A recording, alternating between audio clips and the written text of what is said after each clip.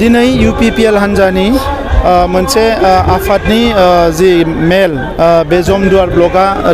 हांख्रायदों बे हिसाबै रोजा रोजा सुबुङा फैनानै बाहागो लादों आरो बेवहाय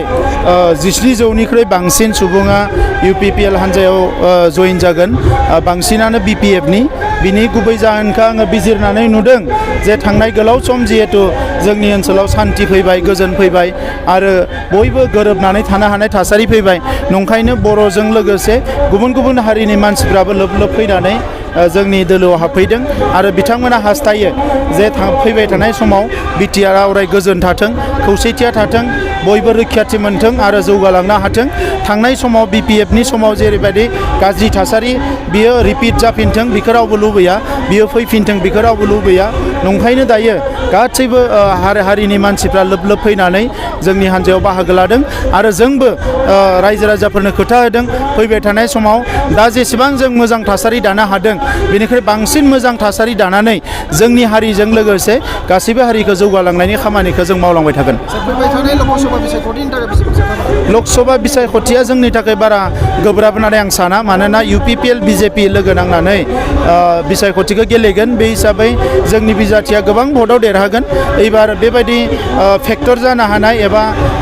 जोंजों चेलेन्ज खालामनो हानाय बेबायदि आफादबो नुहुराखै आरो बेबायदि हान्जाथ' नुहुराखै बेबायदि जोङो रावबो बिजाथिखौबो नुहुराखै सार नबकुमार सर'निया मैया होनदों जे माने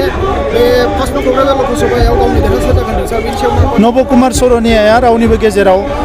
मोनसेबो हारिनि गेजेराव बिथाङा पपुलारिटि गैलिया दा बे हिसाबै बिथाङा गावनि बाथ्राखौ बुंगोन नाथाय ग्रासरुटखौ नायोबा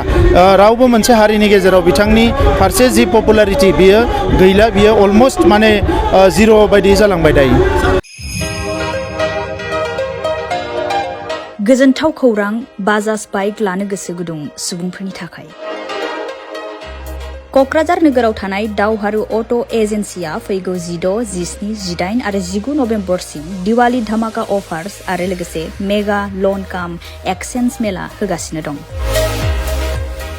दावहारु अट' एजेन्सियाव बायगिरि बिथांमोना लवेस्ट डाउन पेमेन्ट होनानै बाइक लानो हागोन आरो एक्सचेन्जनि खाबुआबो एभेलेबेल जागोन नोंथांमोना क'क्राझार नोगोराव थानाय दावहारु अट' एजेन्सि श'रुमजों लोगोसे कारिगाव फेस्टिभ आउटलेट दतमा फेस्टिभ आउटलेट आरो भटगाव फेस्टिभ आउटलेट ब्रान्च श'रुमावबो होबाय थानाय दिवाली धामाका अफार्स आरो लोगोसे मेगा लन काम एक्सचेन्ज मेलायाव फैनानै नोंथांनि लुबैनाय बाजाजनि बाइकफोरखौ गोसोबादि लाफैनो हागोन बाजाजनि बाइक सालायनो मोजां मोनग्रा रायजो राजाफोरनि थाखाय दावहारु अट' एजेन्सि श'रुमा लोगोसे मोजां अफारफोरबो लाबोदों बेफोरनो जाबाय फ्री एसर्ट gift free seat cover 5 litre petrol free गंनै helmet free 12 times free washing coupon आरो बाइक बायगिरिफोरनो बाइकखौ मोजाङै साखोन सिखोन लाखिनो थाखाय 12 टाइम्स फ्री वाशिं कुपनबो हरनाय जागोन आबुङै मिथिना लाबावनो थाखाय 60000399 187 8822018193 जानबुं नम्बराव खौरां लाहरनो हागोन